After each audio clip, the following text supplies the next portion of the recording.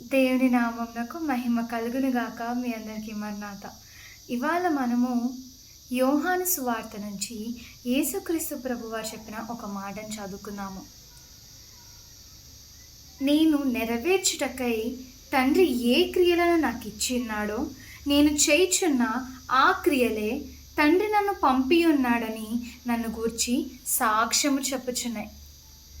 ఈ మాటలో మనము మొదటగా చూడాల్సింది ఏంటంటే,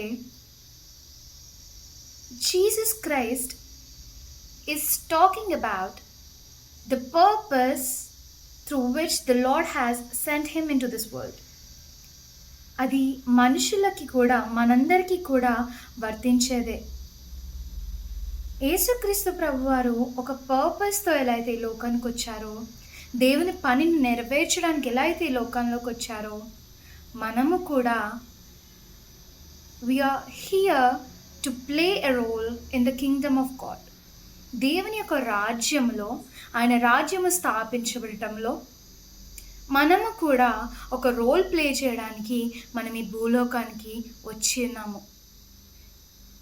We are not a mistake. You are not a mistake.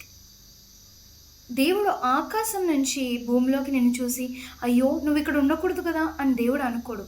The Lord has placed you in that specific situation, surrounded by those specific people, because He intended for you to be there.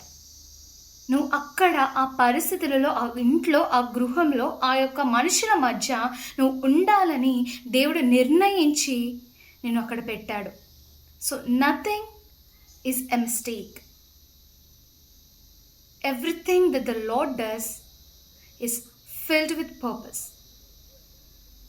రెండవదిగా మనం ఏం చూస్తున్నామంటే, ఈ వచనంలో యేసుక్రీస్తు ప్రభువు తన తండ్రికి ఒబీడియన్స్ని చూస్తున్నట్లుగా చూస్తున్నాము.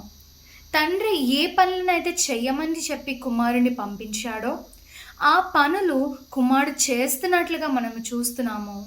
అలాగే యేసుక్రీస్తు ప్రభువారు ఒక మాట అంటున్నారు. ఏమనంటే, నేను తండ్రి దగ్గర నుంచి వచ్చానన్నదానికి ప్రూఫ్ ఏంటంటే, నేను చేస్తున్న నా పనులే. తండ్రి చెప్పమని చెప్పిన పనులు, నేను చేస్తున్న పనులు ఇవే, నేను తండ్రి దగ్గర నుంచి వచ్చానని ప్రూఫ్ అని యేసుక్రీస్తు ప్రభువారు చెప్పడాన్ని మనం చూస్తున్నాము. ఈ రోజున మన పరిస్థితి ఎలా ఉంది?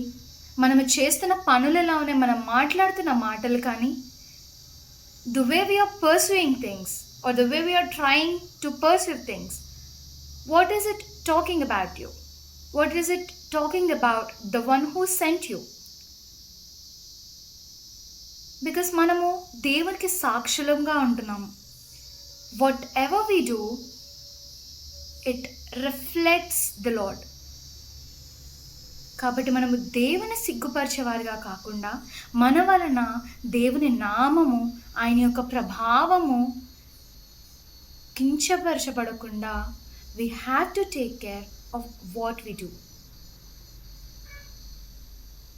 We have to be kind. We have to love others. We have to live the way Jesus lived. We have to go on our path with faith and fulfill the purpose that the Lord has given us. May the Lord be with us always. Amen.